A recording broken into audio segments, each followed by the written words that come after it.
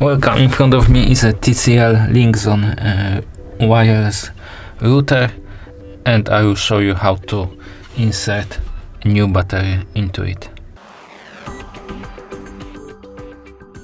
When you just bought your TCL LinkZone router, it will look like that, and you will find a battery in the box in the separate cover, and you need to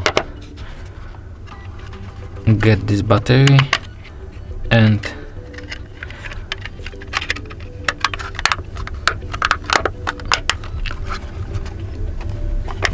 open back cover of the router,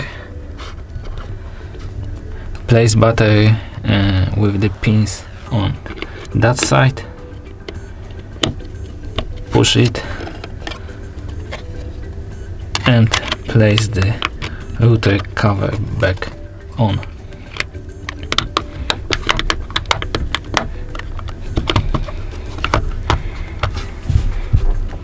Okay, thank you for watching. If you like this video, subscribe to our channel and give us a like.